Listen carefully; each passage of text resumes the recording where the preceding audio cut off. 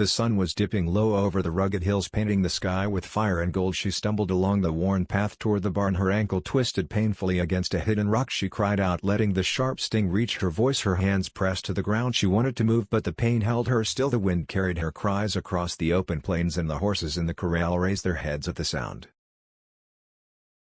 The rancher had been checking the fence line when he heard her. He dropped his tools, heart lurching, and ran across the field, the long stride of his boots eating up the distance. He reached her just as she sank to the ground, her fingers digging into the dirt, her face pale with shock and pain. He knelt beside her, voice steady as he said, "Hold still, I am here, you will be all right." His hands hovered near hers, not rushing, not pressing, simply offering safety. Her chest rose and fell with ragged breaths, her eyes wide with fear and relief. She whispered, "It hurts, please." He froze just for a moment, seeing the sharp ache twisting through her face, and he knew he had to act with care, with caution, with every bit of his strength and patience. He lifted her gently, supporting her weight, guiding her toward the barn, steps slow and deliberate. He murmured, "Easy, easy, almost there, just a little further." She felt the warmth of his hands steadying her, the weight of someone truly present for her in the world. Once inside, he lowered her onto the cot in the spare room, dust motes drifting in the beams of light from the open door. He examined her ankle, careful not to move it too quickly, speaking softly, "The whole time you did well, you are strong, stronger than you know." She let the words sink in, relief mixing with the residual sting of pain in her legs. She pressed her hands against the soft blanket he had draped over her, and for the first time felt the quiet comfort of someone tending her, not because it was expected, not because she owed it, but because he cared.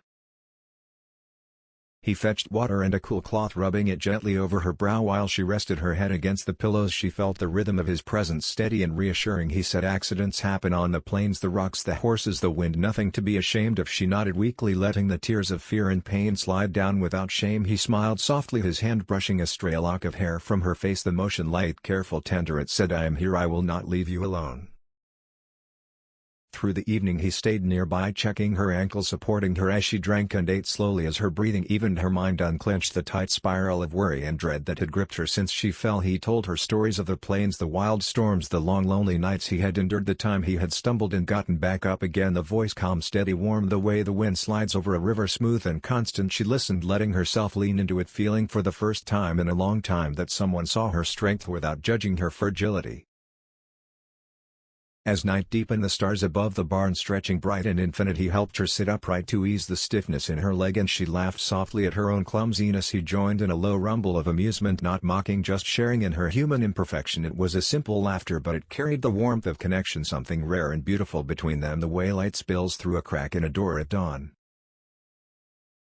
Over the next few days he tended her with patience, steady hands and gentle words. He showed her how to move carefully across the barn floor, how to use a cane fashioned from the old branch in the yard, and how to rest without fear of being alone. He watched for signs of weariness, of frustration, and soothed them away. Each evening they sat together, watching the sun slip behind the hills, talking quietly, sharing stories, dreams, fears, hopes. He learned about the girl she had been before her family left her for dead to the world, and she learned that he had a depth of heart few ever glimpsed, a man who bore solitude with grace and was now opening it to her.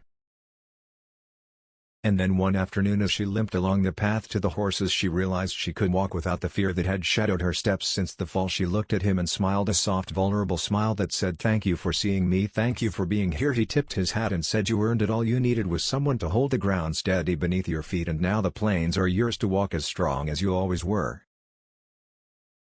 She felt the swell of gratitude filling her chest, a new sense of trust and safety. She realized that pain could teach not just fear but resilience and kindness, and that being cared for did not make her weak, it made her human. In the full bright way of the morning sun stretching across endless hills, and in that moment the rancher and she shared a quiet understanding, a bond of strength, gentleness and patience that neither had expected, and both would carry across the open plains of their lives together.